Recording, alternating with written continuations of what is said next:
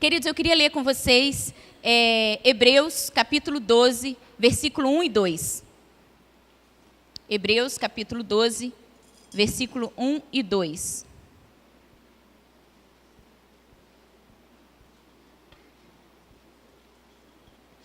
E eu queria compartilhar com vocês o seguinte tema: resgatando o foco. Resgatando o foco. Diz assim a palavra do Senhor, Hebreus 12, 1 e 2.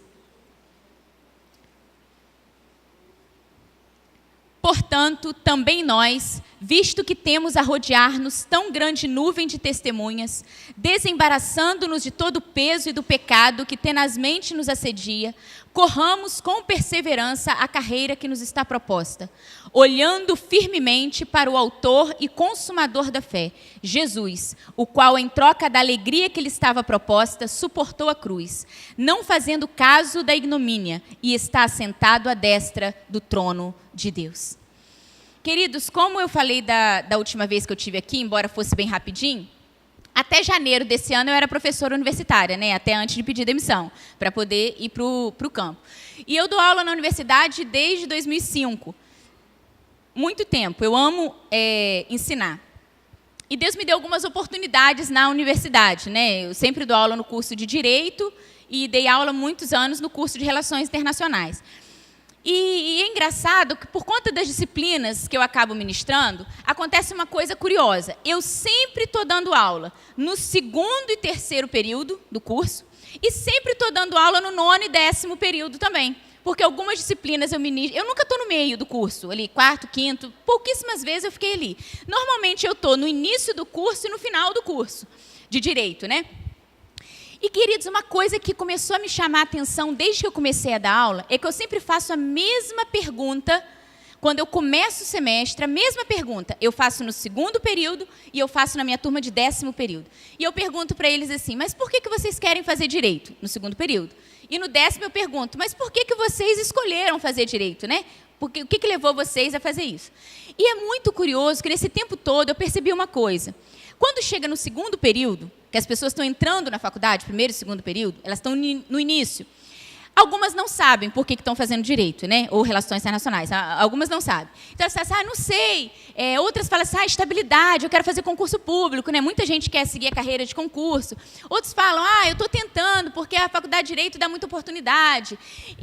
Mas sempre, todas as vezes, embora isso tenha diminuído, infelizmente, no decorrer dos anos, mas ainda hoje, no 2º período, a gente sempre encontra, no meio do discurso, aquela coisa assim, porque eu quero mudar esse país, porque eu sou uma pessoa que eu estou preocupada com a justiça, porque eu sei que há muita coisa errada, eu acho que a lei tem que ser cumprida.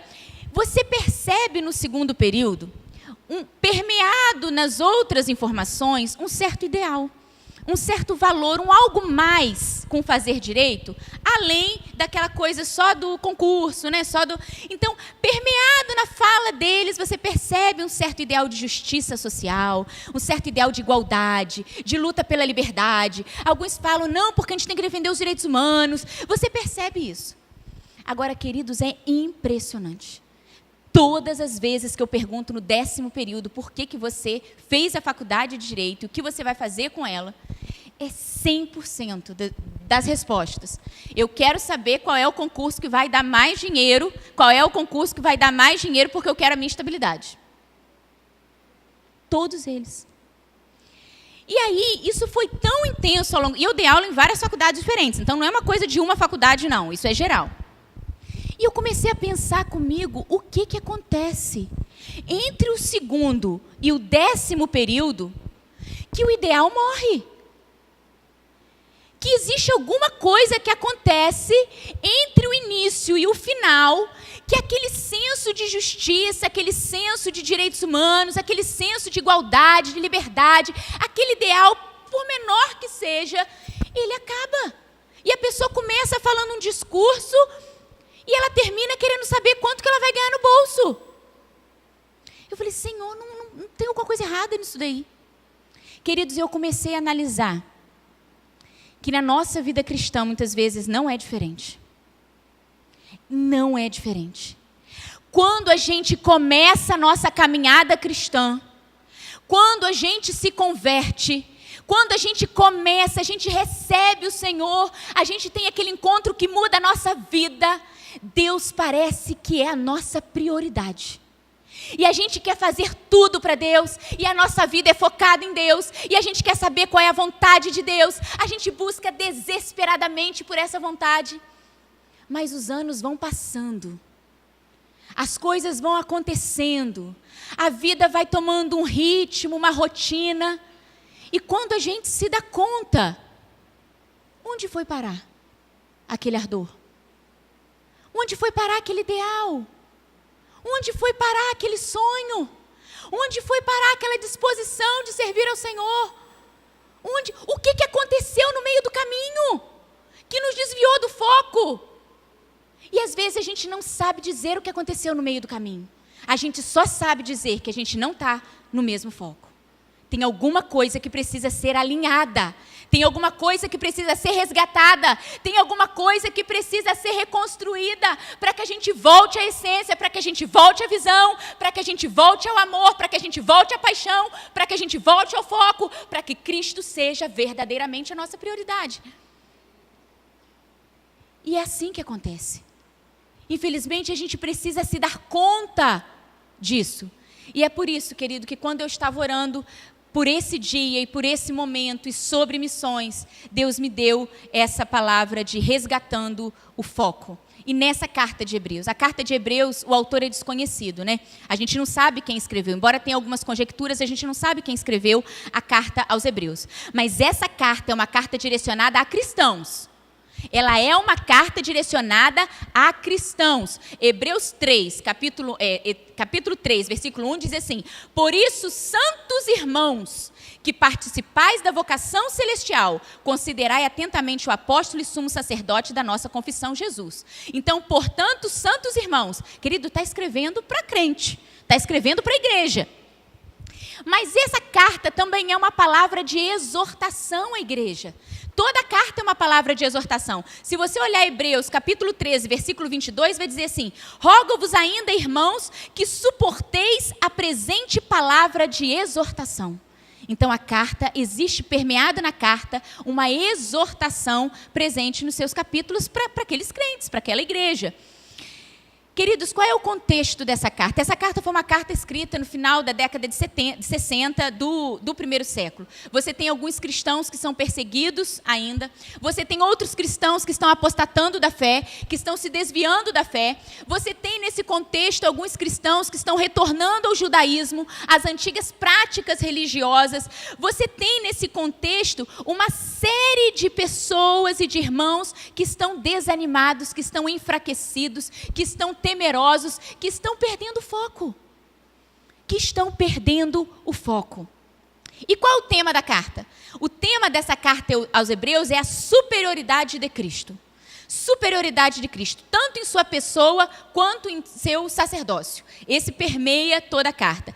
E um dos textos de grande destaque dessa carta é justamente quando fala sobre a carreira da fé, que é esse texto que a gente leu de Hebreus 12, 1 e 2. E eu queria destacar com vocês, relembrar com vocês 3 pontos do nosso chamado. 3 pontos do nosso chamado que estão muito explícitos nessa passagem. E a primeira coisa, querido, que nós precisamos relembrar, para a gente voltar para o foco, é que nós fomos chamados para testemunhar. Aqui fala assim: portanto, também nós, visto que temos a rodear-nos tão grandes nuvens de testemunhas. Querido, existe um chamado para nós para testemunhar. E se eu falo de chamado para testemunhar, eu estou falando de missões. E se eu falo de missões, eu não estou falando do que eu vou fazer. Quando eu falo de missões, eu estou falando do projeto de Deus para toda a sua igreja. Porque quando Jesus disse, ide por todo mundo e pregai o evangelho a toda criatura, ele estava falando para os discípulos. Se você é discípulo, essa mensagem é para você, é para mim. Ide por todo mundo e pregai o evangelho a toda criatura. Quando Jesus, antes de ascender aos céus, ele fala, e sereis minhas testemunhas. Vocês serão minhas testemunhas. Eu não sei, querido, você pode ter várias maneiras de fazer isso, mas se alguém te perguntar qual é o seu chamado, eu fui chamado para testemunhar. Eu fui chamado para ser testemunha. O Senhor me convocou para ser testemunha. Você foi chamado para testemunhar a respeito do Cristo, do reino de Deus, do governo de Deus, do senhorio de Deus. E deixa eu te dizer, ser testemunha é ter uma história para contar. Quem é testemunha? Alguém que viu, alguém que ouviu, alguém que sabe algum fato, alguém que presenciou algum fato, alguém que tem uma história relevante para contar. É isso que é testemunha. Nós fomos chamados para sermos testemunhas do Cristo, do reino de Deus. Nós temos essa história para contar. Acontece, querido, que no decorrer da caminhada, talvez a gente tenha reduzido a nossa vida cristã ao fato de vir ao culto ao domingo, orar antes do almoço e até participar de uma reunião durante a semana. E se alguém te perguntar o que é vida cristã, não, vida cristã é ir ao culto todos os domingos, é fazer uma reunião durante a semana e orar antes do almoço. Querido, a gente reduziu muito o conceito de vida cristã. A gente reduziu muito, às vezes a gente não reduziu na ideia, mas a gente reduziu na nossa vida. Às vezes na ideia a gente até sabe que não é isso, mas na prática é exatamente isso que a gente está vivendo. Ah, queridos, todos nós contamos histórias com a nossa vida. Todos nós estamos testemunhando alguma coisa. E deixa eu te dizer, é possível ser muito religioso e não testemunhar Cristo. Infelizmente, é possível participar de muitas atividades eclesiásticas e não testemunhar Cristo. É possível participar, assistir os cultos, ir a reuniões e não testemunhar Cristo. Quando as pessoas olham para a sua vida, quando as pessoas olham para a minha vida, eu preciso me perguntar o que elas veem. O que elas estão vendo, o que elas estão ouvindo com as minhas atitudes. Qual é a história que a minha vida conta? Qual é a história que a minha vida conta? Ah, queridos, Moody certa vez disse que com relação aos não crentes, aqueles que não professam uma fé, Moody disse assim, de maneira geral, 1% dessas pessoas leem a Bíblia, 99% leem os cristãos. Querido, não me admira que o mundo esteja, às vezes, sem esperança. Sem esperança. Alguém certa vez disse assim, talvez você seja a única Bíblia que alguém vai ler. A pergunta é, eu sou essa carta viva? Eu sou essa carta viva que testemunha a respeito do Cristo, que faz maravilhas e que é prioridade e que é o Senhor, que é o que governa a minha vida. Quando as pessoas encontram comigo, quando as pessoas se relacionam comigo, elas podem ver estampados o Cristo ressurreto, o governo de Deus, o reino de Deus, a manifestação do poder de Deus, ou simplesmente elas podem contemplar práticas religiosas apenas. Eu preciso me perguntar isso. Porque testemunha, essa palavra no grego está ligado a martes. Martes. E ela aponta para um sentido literal, judicialmente falando, que é a ideia de testemunha judicial mesmo, né? De alguém que viu, de alguém que ouviu alguma coisa, de alguém que conhece algum fato. Em especial, o capítulo 12 está fazendo uma referência ao capítulo 11, aos heróis da fé, né, do capítulo 11. Então, está se referindo àqueles que testemunharam a vida, a morte, a ressurreição de Jesus e apresentam um testemunho a favor de Deus. Mas essa palavra testemunha, ela também aponta para um mártir. Alguém que com a sua morte dá testemunho da verdade. Quando a gente pensa em igreja perseguida, isso é literal. Porque as pessoas, de fato, estão morrendo, literalmente, testemunhando Cristo. Mas quando a gente pensa na igreja livre, isso também é um chamado para nós. Porque testemunhas é Marte. Testemunha é Marte. Nós também temos um chamado para a morte. Como assim, Érica? Nós temos um chamado para a morte. Nosso chamado não é para a vida? Sim, é para receber vida e vida em abundância. Mas para receber a vida, a gente precisa morrer primeiro. Porque a palavra diz assim, Jesus disse o quê? Negue-se a si mesmo, tome a sua cruz e siga-me. Aquele que perder a sua vida, ganha-la. Já estou crucificado com Cristo. Agora vivo não mais eu, mas Cristo vive em mim. Então, quando eu falo que existe um chamado para a morte, querido, é porque a Bíblia fala que para você receber a vida, você precisa morrer. Morrer para quê? Morrer para si mesmo. Morrer para o seu eu. Crucificar o nosso eu e dizer, de fato eu estou crucificado com Cristo e não vivo mais eu, mas Cristo vive em mim.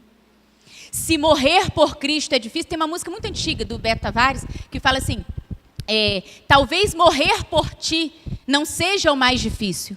Talvez o desafio maior seja viver por ti, Jesus. Porque para viver por ti, eu morro a cada dia, para que tu vivas em mim. Queridos, nós temos esse chamado também.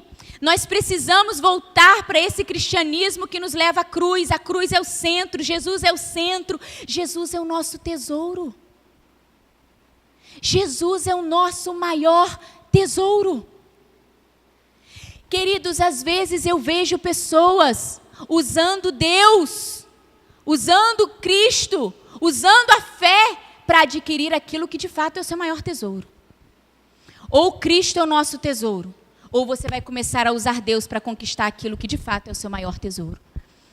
Ah, queridos, que Cristo seja de verdade o nosso maior tesouro, a nossa maior dedicação.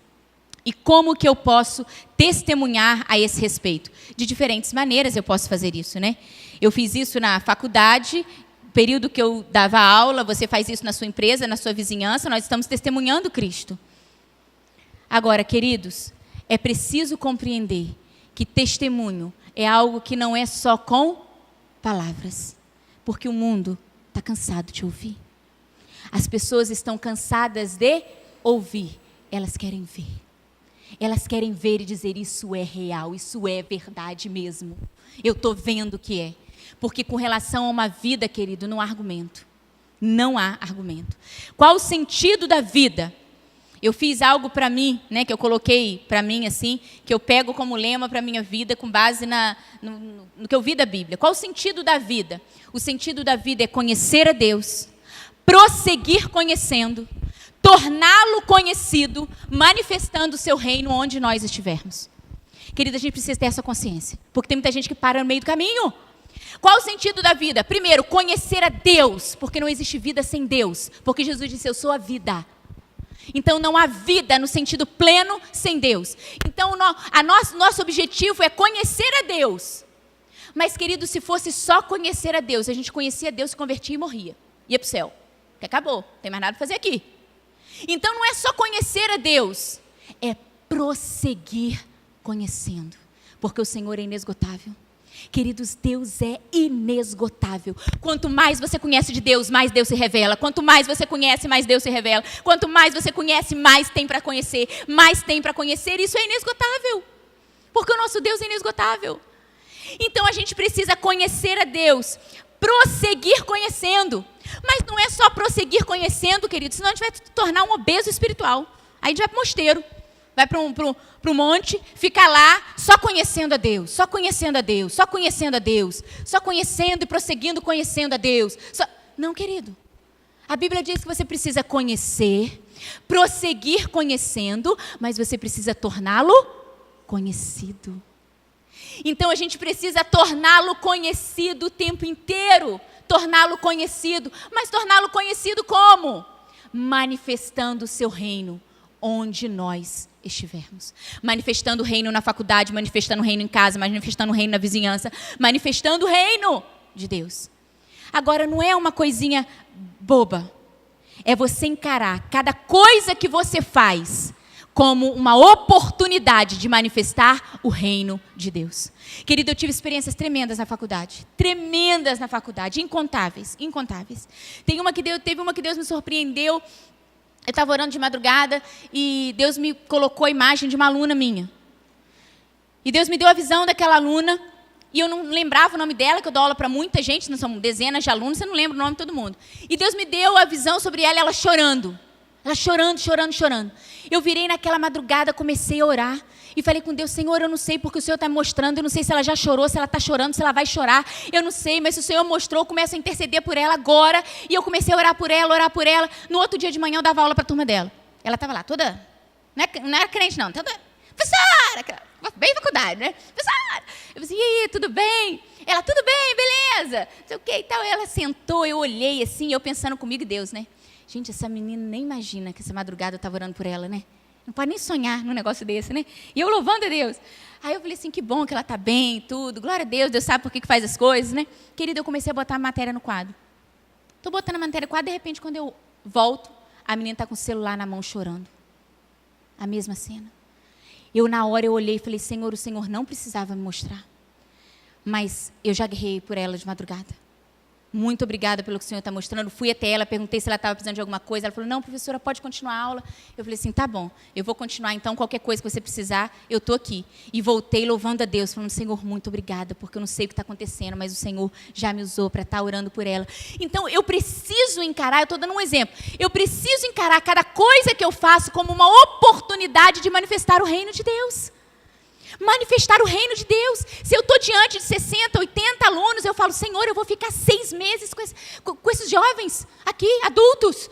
Eu vou ficar 6 meses com eles, ministrando aula para eles. Senhor, me mostra sobre eles, abre a minha visão, me faça interceder, mostra, me faça atuar na vida deles, nesse período.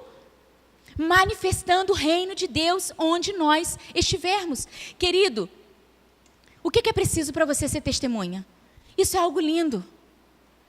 Querido, você não precisa de título. Você não precisa de currículo. Você não precisa de riqueza, ser rico ou pobre. Querido, qualquer pessoa pode ser testemunha. Já viu isso? Na nossa lei tem idade mínima, né? Mas pensa que para ser testemunha, querido, se você tem 16, 18, 20, 50 ou 70, pode ser testemunha? Pode. Eu sou rico ou eu sou pobre? Você pode ser testemunha? Pode. Eu tenho vários títulos ou eu sou analfabeto? Pode ser testemunha? Pode, querido. Desde que você tenha uma história para contar, você pode ser testemunha. Desde que você tenha visto alguma coisa, você pode ser testemunha. Querido, Deus nos chamou para sermos teólogos. Mas Deus nos chamou para sermos o quê? Testemunhas. Às vezes as pessoas me chamam, algumas pessoas me chamam quando tem alguém difícil, né? Alguém diz, fulano, Érica, não é crente, mas é muito inteligente, questionador, pergunta um monte de coisa da Bíblia, só faz pergunta difícil. Vamos lá comigo. Vamos lá comigo para poder orar com essa pessoa, falar de Jesus para ela, vamos lá comigo. Querido, às vezes eu vou, mas às vezes eu não vou. E falo para a pessoa assim, querido, não perca o foco. Se precisar de ajuda, eu vou. Mas a questão é, você não foi chamado para ter todas as respostas. Mas se ele perguntar alguma coisa que eu não sei, né? Tem gente que tem aquelas coisas doidas, né? Adão teve umbigo ou não teve umbigo? Tem gente que para ficar pensando isso. Mas enfim, se ele perguntar uma coisa que eu não sei, querido, você fala assim, olha, isso eu não sei não. Eu não sei não. Mas tem uma coisa que eu sei. Eu sei o que esse Cristo fez na minha vida. Eu sei o quanto ele me transformou. Porque o que Jesus está pedindo de você é que você seja testemunha. Jesus não está exigindo de você que você tenha todas as respostas teológicas possíveis e imagináveis para dar. Mas você tem uma história para contar. De algo que Deus fez na sua vida. E é isso que as pessoas precisam ouvir. Querido, existe um propósito. E a gente não pode se distrair desse propósito. Segundo lugar, nós fomos chamados para uma corrida. E corrida é algo contínuo, é movimento. A corrida da fé. Ele fala assim, corramos com perseverança a carreira que nos está proposta. Querido, não é testemunhar de vez em quando. É sempre, é contínuo. É correr a corrida até o fim. E para você correr bem essa corrida da fé, queridos, você precisa se desfazer do peso que te atrapalha. Aqui fala assim, desembaraçando-nos de todo o peso e do pecado que tenazmente nos assedia. Queridos, aqui a Bíblia faz uma comparação da corrida da fé. Que a nossa vida cristã é como uma corrida num estádio. Lembra, um estádio é como uma corrida, aquela pista de atletismo, né? Imagina, aquela corrida. E está falando assim, mas você precisa se libertar do peso. Porque você imagina que você fizesse um teste com você assim, bota você, aí não tem aquelas coisas de academia, que bota aquele peso de academia, que bota na perna? Imagina que botassem em você aquele monte de peso no braço, na perna, e fala assim, agora corre até ali. Como é que você vai correr? Querido, não dá. Agora, se desfaça do peso e manda você correr, para ver se você não vai a toda velocidade que você pode. Então, o que a Bíblia está dizendo é, a gente precisa pôr de lado, desembaraçando-nos, a ideia no grego é pôr de lado. A gente precisa tirar, a gente precisa colocar de lado todo o pecado. Porque não dá para correr uma vida, uma carreira cristã compactuando com o pecado. Não dá, queridos, não dá. Só que acontece que não é só o pecado. Fala assim, todo o peso. Às vezes, querido, existem coisas que não são pecado, explicitamente falando, mas elas estão nos afastando do alvo. elas estão ganhando talvez uma prioridade que não deveria tomar. A acomodação, a indiferença, tantas coisas que desviam o nosso foco. Queridos, a Bíblia fala quando fala da parábola do semeador, fala dos 3 solos, né? Dos 4 solos. E o terceiro solo fala que a semente caiu, brotou, mas ela caiu entre espinhos. E os espinhos a sufocaram e ela não deu fruto. Mas perceba que ela não morreu. Ela não morreu. Se você olhar a parábola do semeador, a planta do primeiro solo morre, que a ave come. A do segundo solo morre porque o sol seca. A do terceiro solo não morre. Ela fica lá, mas ela não produz fruto. E Jesus falando sobre a parábola do semeador, Jesus vai explicar e vai falar assim, sabe o que são os espinhos que sufocaram? A preocupação, o deslumbre com as riquezas, a preocupação com as coisas desse mundo, desviaram o foco. E ela está lá, cresceu, mas ela não dá fruto. Queridos, existem muitos espinhos na nossa vida que a gente precisa tirar para retornar ao foco, para retornar à carreira cristã. Queridos, às vezes são coisas simples. Eu falo muito isso. Às vezes, você está na sua caminhada assim, você desvia 1 milímetro. Você faz uma concessão, 1 milímetrozinho. Quando o tempo passa, esse 1 milímetro virou quilômetros e quilômetros. E aí, quando você olha para a sua vida cristã, você se pergunta, mas onde foi que eu errei? Onde foi que eu perdi o foco? Onde foi que eu perdi o vigor? E você não se lembra porque foi tão sutil. Foi tão sutil, as coisas começaram tão sutis. Não vai ao culto uma vez, não lê a Bíblia no outro dia, deixa de orar e deixa de se alegrar. E foi tudo tão sutil e de repente você olha e fala assim, eu já não sou mais a mesma pessoa. Eu fazia tanta coisa para Deus, eu tinha tanto ardor, mas agora eu não estou assim. Onde perdeu o foco? Às vezes 1 milímetrozinho, que com o passar do tempo se tornam quilômetros e quilômetros distantes da corrida. E deixa eu te dizer, queridos, eu corro, né? Corro mesmo, sim. Né? Participo de corrida, 5, 10 quilômetros. Querida, a corrida é maravilhosa. E se a Bíblia está me comparando a vida cristã a uma corrida, se a vida cristã é uma corrida, eu não quero ficar na arquibancada. Se a vida cristã é uma corrida, não fique na arquibancada vendo outros correndo, falando sobre a vida de outros que estão na pista correndo, e você está só olhando. Existem aqueles que não saem da linha de largada, né? Eu vou começar. Sabe aquela coisa de início de ano? Todo mundo vai começar a ler a Bíblia toda no início do ano, né? Janeiro é uma bênção. Ou esse ano eu vou ler a Bíblia toda. Querido, quando chega lá em Levítico, que começa aquele negócio de expiação, sacrifício, não sei o quê. Tudo. Parou. Acabou. Não prossegue. Queridos, tem gente que não sai da linha da largada. Hoje eu vou. Esse ano vai. Agora vai. Queridos, se a vida cristã é uma corrida, queridos, eu quero estar na pista. Eu quero estar correndo com toda a velocidade que eu possa, dando o meu sangue, dando o meu suor por essa mensagem, porque essa mensagem mudou a minha vida. Essa mensagem transformou a minha vida. Essa mensagem alcançou a minha casa. Essa mensagem há 18 anos, faz toda a diferença na minha vida. Se a vida cristã é uma corrida, eu quero estar na pista correndo a toda velocidade. E quando aquele grande dia chegar, queridos, quando aquele grande dia chegar em que o nosso Salvador voltar, eu quero poder dizer para Deus, eu corri, Senhor, o quanto eu pude por essa mensagem. Eu acreditei o quanto eu pude nessa mensagem. Eu quero dizer para o Senhor que eu não fiquei distraída quanto a essa mensagem. Eu quero dizer para o Senhor que eu investi as minhas forças, a minha juventude, a minha energia por essa mensagem. E eu quero te dizer, Senhor, que valeu a pena. Que valeu muito a pena. Queridos, a gente precisa voltar para o foco.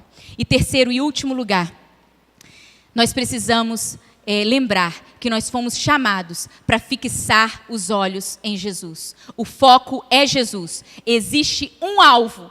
Quando eu olho para a Bíblia, você vê Zaqueu, por exemplo. Zaqueu subiu numa árvore para ver Jesus. Subiu numa árvore para ver Jesus. A mulher do fluxo de sangue enfrentou uma multidão só para tocar em Jesus. Uma multidão. Os 4 amigos do paralítico subiram a escada, abriram o telhado, desceram um paralítico pelo telhado. Querido, se a gente parar para pensar como isso foi feito, a gente enlouquece. Abriram um buraco, desceram um paralítico pelo telhado, só para que ele tivesse a oportunidade de estar perto de Jesus. A mulher adúltera se prostrou aos pés de Jesus. Querido, faça o que tiver que ser feito. Suba em árvores, enfrente multidões, se prostre, corra, mas não se contenha, não se conforme com uma vida distante do Cristo. Não se conforme com uma vida distante dessa mensagem. Queridos, tem um exemplo que eu falo sempre, que o John Piper dá, e não é uma ilustração assim, mas é fato verídico, né? Fato verídico. O John Piper, ele conta num dos seus livros que tem um casal, ele conta de um casal americano, e eles se aposentaram muito cedo. Ela com 45 anos de idade e ele com 50. E eles se aposentaram, os filhos crentes, eles crentes, os filhos todos encaminhados, e eles bem de vida, conseguiram, graças a Deus, uma vida favorável financeiramente. E eles estavam levando a vida deles assim de cruzeiro, já que eles se aposentaram cedo, eles faziam vários cruzeiros pelo mundo e colecionavam conchas. E aí pergunta assim, gente, isso é o sonho de todo mundo, né? Aposentar cedo, com os filhos bem criados, né? Aposentar cedo, com dinheiro no bolso, fazer cruzeiro pelo mundo. Ó vidão, né? Querido, isso é uma tragédia. Isto é uma tragédia se você tem como projeto de vida. Eu não estou indo contra cruzeiro, não, tá? Um dia, quem sabe, né? Deus me dá a oportunidade, eu faço um. Não é isso, não. Mas se você tem como projeto de vida, meu irmão, eu vou me aposentar, eu vou fazer cruzeiros pelo mundo e colecionar conchas, pelo amor de Deus. Jesus não morreu na cruz para isso. Para que eu tenha como projeto de vida fazer cruzeiros pelo mundo e colecionar conchas. Essa é a minha vida, esse é meu sonho. Querido, alguma coisa está errada. Alguma coisa está fora do foco. Alguma essência se perdeu no meio do caminho. O que é isso? Pelo amor de Deus. Então, quando o meu Jesus voltar, se Jesus nos surpreende hoje, queridos, eu sempre falo isso, se Jesus nos surpreende hoje, e a volta de Jesus é hoje, agora, enquanto eu estou pregando, e Jesus entra por esse corredor aqui, pelo amor de Deus, eu não quero chegar diante do meu Salvador e dizer que o que eu fiz da minha vida foi ter um monte de cruzeiro e uma coleção de conchas. Pelo amor de Deus. Eu não quero ter eu não quero dizer isso para o meu Salvador. Eu não quero dizer isso para o meu Senhor. Eu não quero dizer que o foco da minha vida foi isso. Eu não quero dizer que eu investi toda a minha energia nisso. Alguma coisa está fora de ordem. Alguma coisa precisa retornar para a cruz. Alguma coisa precisa retornar para o foco. A gente precisa voltar para a Bíblia e reconhecer qual é o nosso chamado. Por que você está aqui nesse mundo? Por que o Senhor não te levou ainda?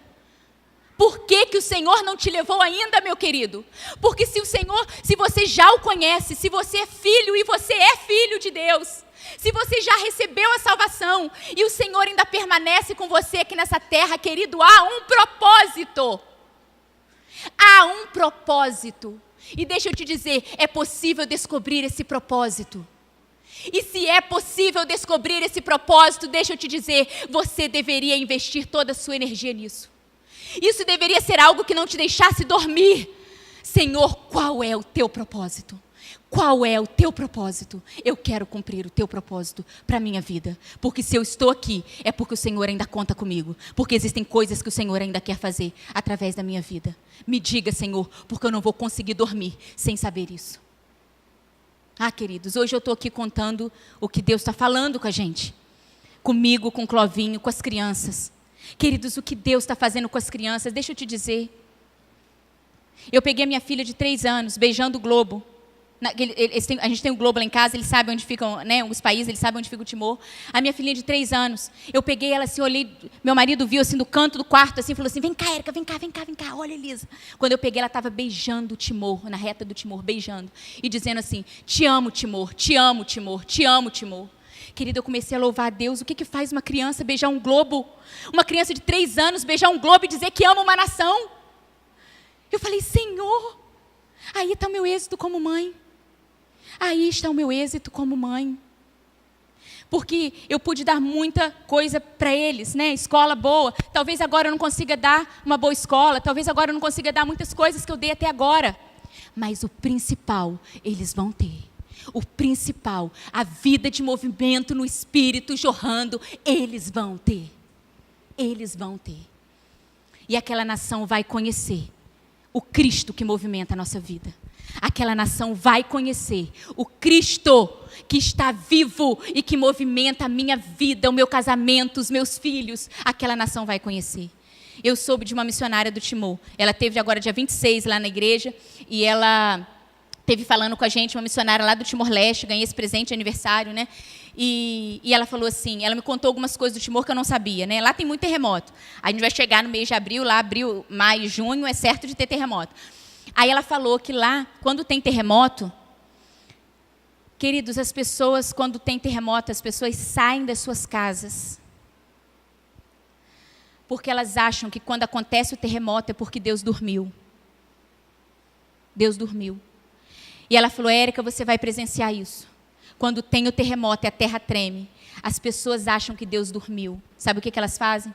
Elas pegam todas as panelas e tampas e elas saem todo mundo das casas para a rua, batendo as panelas, batendo para fazer barulho, para acordar Deus.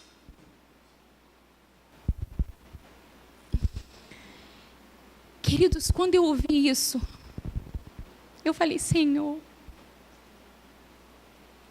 eu tenho uma mensagem para falar de um Deus que não cochila nem dorme, de um Deus que está vivo.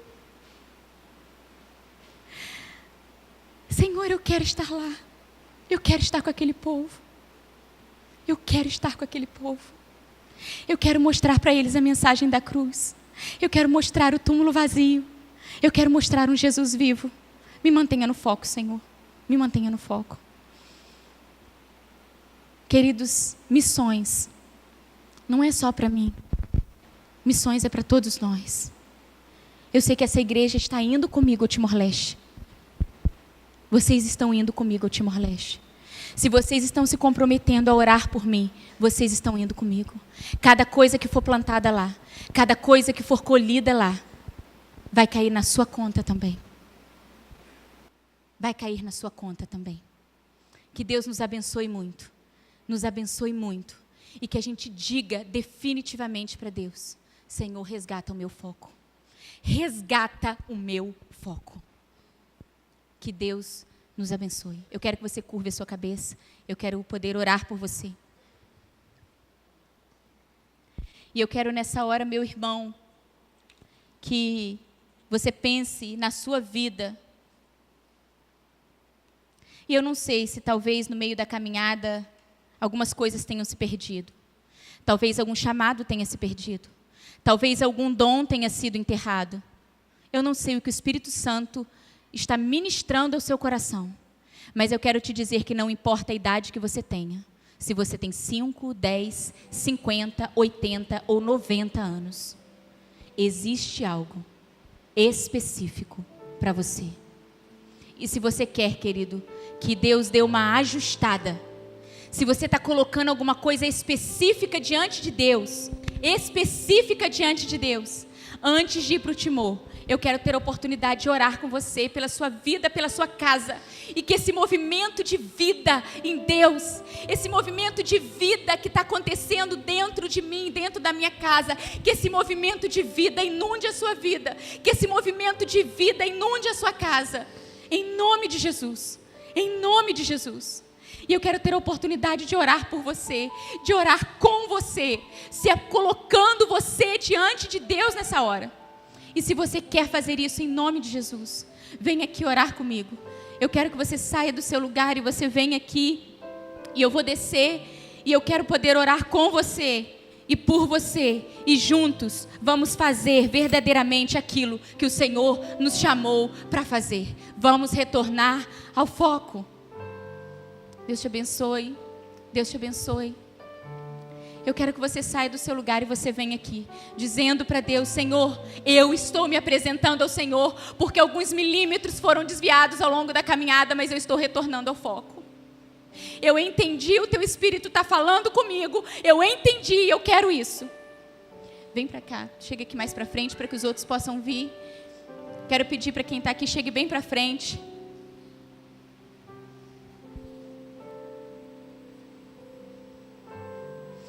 Enquanto a gente canta uma música, eu vou dar o tempo para que você possa vir. Mas em nome de Jesus, que você não se distraia mais. Que você não se distraia mais. Que você não fique mais distraído quanto ao foco. Fruto do teu penoso trabalho e te alegrarás. E te alegrarás. Povos de todas as tribos, saia do seu lugar e venha. Línguas e nações, e te alegrarás, e te alegrarás.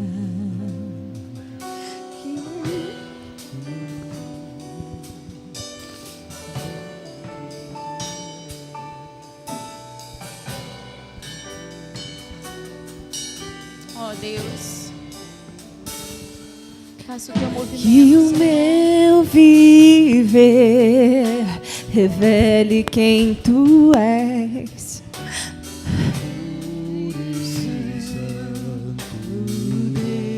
Cante, igreja.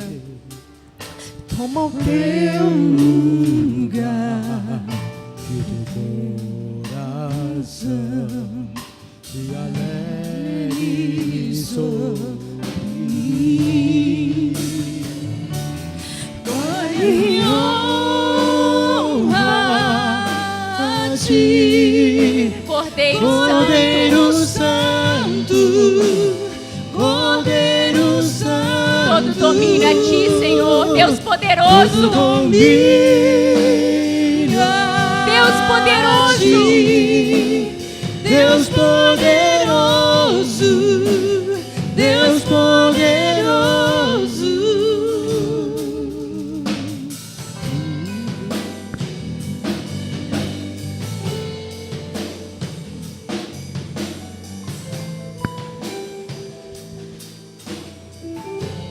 Ah, Senhor.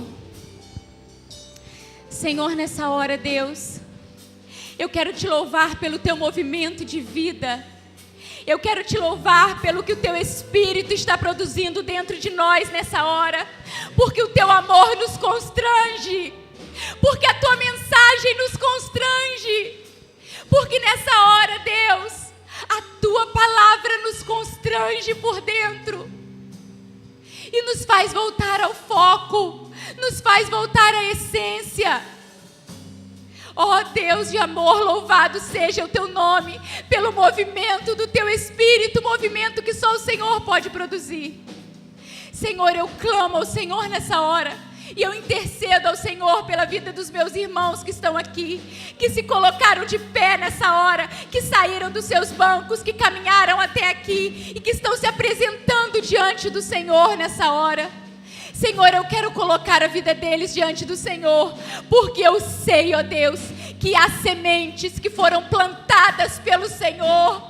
Há sementes, ó Deus, que foram plantadas pelo Senhor. Sementes, ó Deus, que tem a ver com os teus planos, que tem a ver com os teus projetos, que tem a ver, ó Deus, com a tua vida, e que por diversas razões da vida essas sementes não floresceram. Senhor, eu clamo agora em nome de Jesus, que o Senhor possa estar regando essas vidas, regando essas sementes, ó Deus, e que essas sementes cresçam, que elas apareçam, que elas se tornem árvore, e árvore frutífera em nome de Jesus.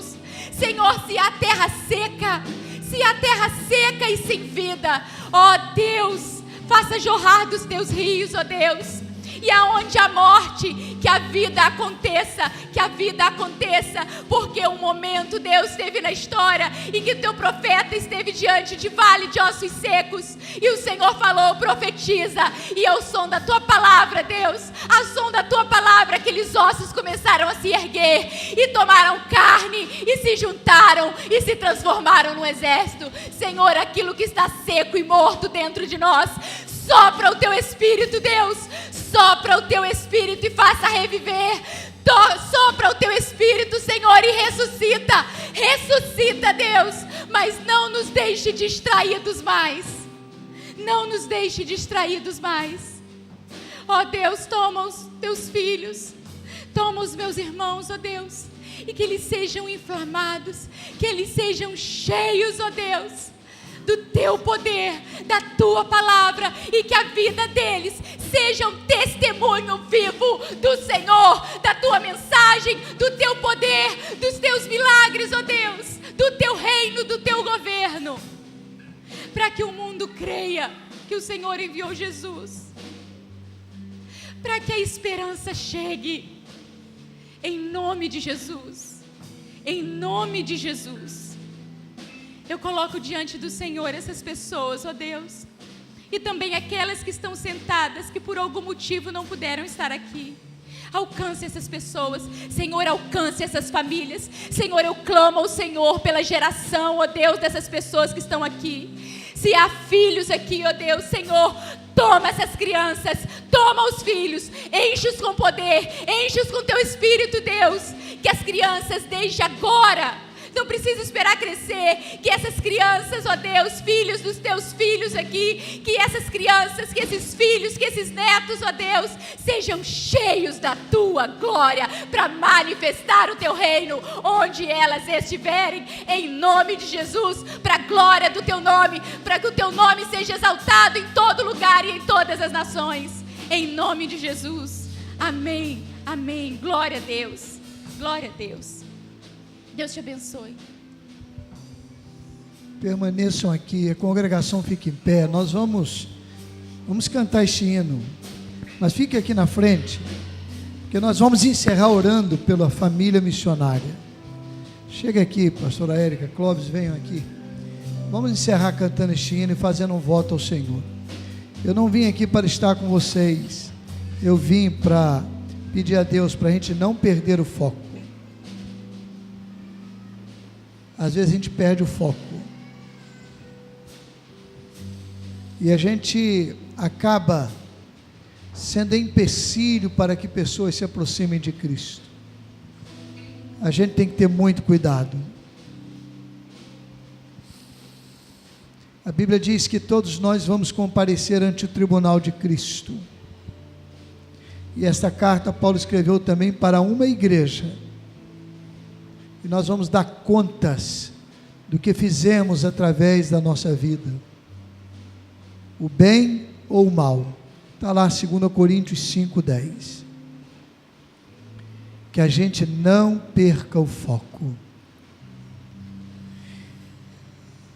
A pastora Érica falou, quem estava aqui em janeiro ficou sabendo, eu ia destacar isso no final, mas vou reforçar. Ela deu aula na Cândido Mendes, agora ultimamente na Estácio de Sá, contratada, devidamente acomodada, tranquila. Seu esposo é funcionário público estadual na área de segurança, vai através de licença sem vencimento e uma licença prêmio, dedicar no primeiro momento 4 anos e meio lá, não é isso? 2 anos, depois pode prorrogar para mais 2.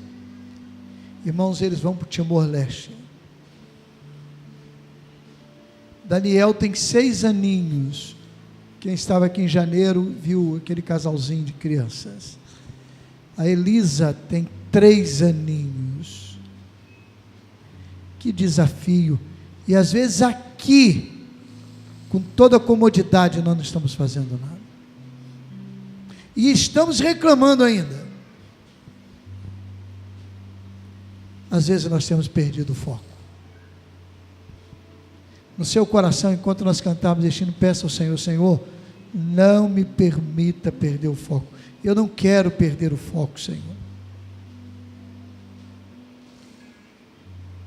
Eu não quero perder o foco.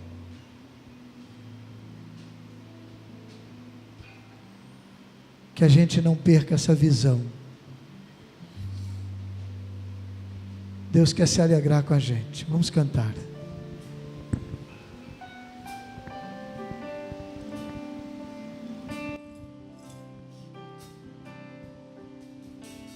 Tu verás o fruto do teu penoso trabalho e te alegrarás, e te alegrarás. Povos de todas as tribos, línguas e nações, e te alegrarás, e te alegrarás. Que o meu viver revele quem tu és, tão puro e santo Deus. Toma o teu lugar, que o meu coração se alegre sobre mim. Glória e honra a ti, Cordeiro Santo, Cordeiro Santo. Todo domínio a ti, Deus poderoso, Deus poderoso. Glória e honra a ti, Cordeiro Santo, Cordeiro Santo. Todo domínio a ti, Deus poderoso, Deus poderoso. Tu verás o fruto do teu penoso trabalho e te alegrarás. Alegra-te sobre mim. Tu verás o fruto do teu penoso trabalho e te alegrarás. Alegra-te sobre mim, alegra-te sobre mim. Yeah. Alegra-te sobre mim, alegra-te sobre mim. Yeah. Alegra-te sobre mim, alegra-te sobre mim. Amém. Clóvis, pastora Érica, vem aqui. Vocês podem ajoelhar aqui. E nós vamos, irmãos, mais uma vez, que nós já fizemos isso, temos orado. Você vai orar por eles. Como eu disse aqui na apresentação, nós vamos adotá-los como missionários durante esse período, em oração e também em recursos para a Junta de Missões Mundiais. Pastor João Marcos, se Deus quiser, estará aqui no dia 16 de março, uma quarta-feira, e nós vamos nos lembrar deles. Também do Danielzinho e da Elisa. Ore por esse desafio.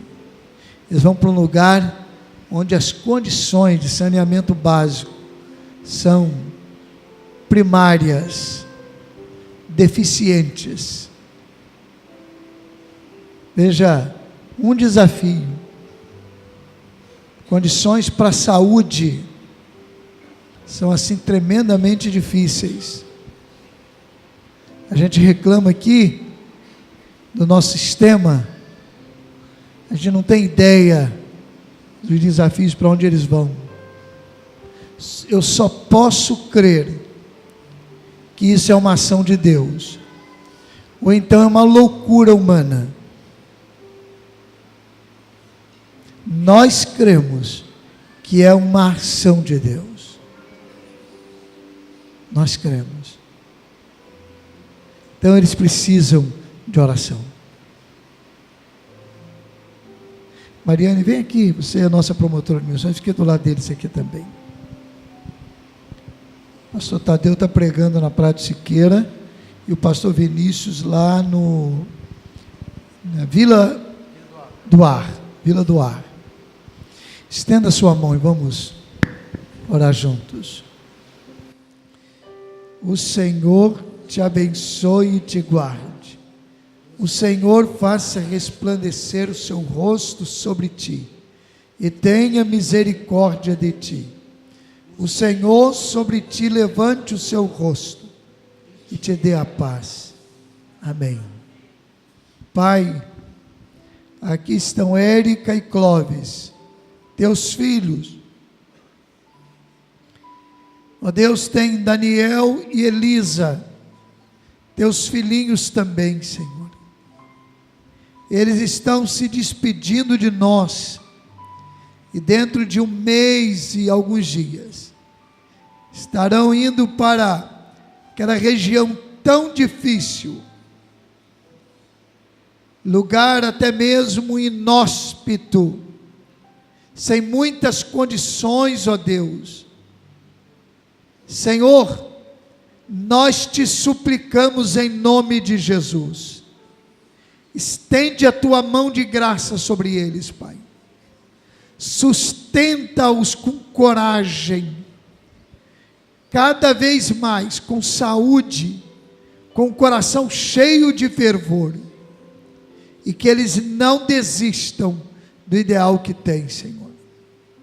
Pai, nós te pedimos por nós também, que aqui onde estamos, não percamos o foco, Senhor, que a gente não deixe passar esta oportunidade de vida, sem um compromisso sério contigo, Pai. Obrigado por esta noite, Senhor, aumenta a nossa visão cada vez mais, nós queremos fazer ainda mais pela tua obra. Louvado seja o teu nome, Senhor. Nós oramos em nome de Jesus. Todos dizendo amém, amém. Deus te abençoe e te alegrarás, e te alegrarás. Espere o casal chegar à porta para você cumprimentar também, dar um abraço nele. Cordeiro Santo, Cordeiro Santo, todo domínio a ti, Deus poderoso, Deus poderoso, glória e honra a ti.